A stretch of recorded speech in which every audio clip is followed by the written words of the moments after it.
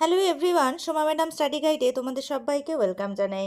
আজকে আমি ক্লাস 8-এর হিস্ট্রির রচনাধর্মী প্রশ্ন উত্তর আলোচনা করব। এই প্রশ্নটা ভীষণ গুরুত্বপূর্ণ একটা প্রশ্ন। আমাকে অনেকে কমেন্টসে এর উত্তরটা জানতে চেয়েছো। আজকে আমি এই উত্তরটা শেয়ার করছি। এটা তোমরা পরীক্ষার আগে খুব ভালোভাবে পড়বে। এই প্রশ্নটা কিন্তু ভীষণই ইম্পর্ট্যান্ট একটা প্রশ্ন। ভিডিওটা বেশি থেকে বেশি লাইক শেয়ার করে দেবে, আর একই ক্লাসের বন্ধুদের সাথে ভিডিওটা বেশি করে শেয়ার করে নেবে। আর আমার চ্যানেলে নতুন বন্ধুরা চ্যানেলটিকে তাড়াতাড়ি সাবস্ক্রাইব করে নাও, আর পাশে থাকা বেল আইকনটা অবশ্যই প্রেস করে নেবে, যাতে আমি চ্যানেলে নতুন ভিডিও আপলোড করার সাথে সাথে নোটিফিকেশন সবার আগে তোমাদের কাছে পৌঁছে যায়। প্রশ্নটা দেখো, 1857 খ্রিস্টাব্দে মহাবিদ্রোহের কারণ, চরিত্র ও প্রকৃতি বিশ্লেষণ করো। উত্তরটা দেখো, সিপাহী বিদ্রোহ বা 1857 সালের মহাবিদ্রোহ ছিল ব্রিটিশ শাসনের বিরুদ্ধে ভারতের প্রথম বৃহত্তম সশস্ত্র বিদ্রোহ। এর কারণ, চরিত্র ও প্রকৃতিগুলি হলো নিম্নরূপ। এক হচ্ছে বিদ্রোহের কারণ। প্রথমে লিখবে অর্থনৈতিক কারণ। কোম্পানি শাসনে ভারতীয় কৃষকদের উপর অতিরিক্ত করের বোঝা ছিল। ভারতীয় শিল্পের পতন ও ব্রিটিশ শিল্পপণ্যের আমদানি বাড়ানোর ফলে স্থানীয় শিল্প ক্ষতিগ্রস্ত হয়। নেক্সট লিখবে সামাজিক ও সাংস্কৃতিক কারণ।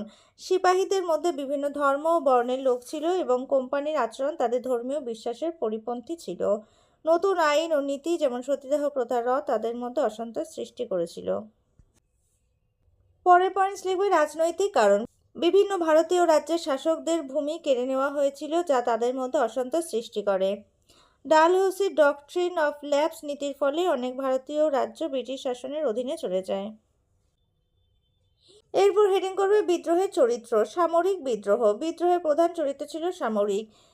এটি মূলত সিপাহীদের দ্বারা শুরু হয়েছিল এবং তাদের অসন্তোষের কেন্দ্রবিন্দু ছিল এনফিল্ড রাইফেলের কার্তুজে গরু ও শূকর চর্বি থাকার গুজব, যা তাদের ধর্মীয় বিশ্বাসের পরিপন্থী ছিল।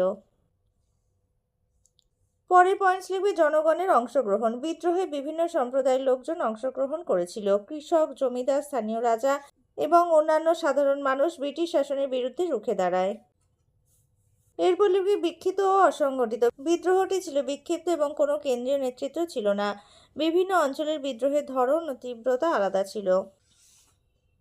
এর পরের পয়েন্টস লিখবে বিদ্রোহের প্রকৃতি। অধিকার ও পরিচয়ের লড়াই। বিদ্রোহীরা ব্রিটিশ শাসনের বিরুদ্ধে নিজেদের অধিকার ও পরিচয়ের জন্য লড়াই করেছিল। এটা ছিল তাদের ধর্মীয়, সাংস্কৃতিক এবং সামাজিক পরিচয় রক্ষার চেষ্টা। এর পরের পয়েন্টস লিখবে জাতীয়তাবাদের সূচনা। যদিও বিদ্রোহটি মূলত সিপাহীদের দ্বারা শুরু হয়েছিল, কিন্তু এটি ভারতীয় জাতীয়তাবাদের প্রথম লক্ষণ ছিল। পরে এই বিদ্রোহই ভারতীয় স্বাধীনতা সংগ্রামের ভিত্তি স্থাপন করে। এর পরের পয়েন্টস লিখবে সহিংসতা ও নির্যাতন। উভয় পক্ষেই সহিংসতা ও নির্যাতনের ঘটনা ঘটে। ব্রিটিশরা বিদ্রোহ দমনে কঠোর পদক্ষেপ নেয়, যা বহু ভারতীয় প্রাণহানি ও সম্পদের ক্ষতি করে। নেক্সট পয়েন্ট লিখবো অসফলতা। যথাযথ নেতৃত্ব, সংগঠন এবং পরিকল্পনার অভাবে বিদ্রোহটি চূড়ান্তভাবে ব্যর্থ হয়, তবে এটি ভারতীয় স্বাধীনতা সংগ্রামের জন্য একটি গুরুত্বপূর্ণ শিক্ষা হয়ে দাঁড়ায়।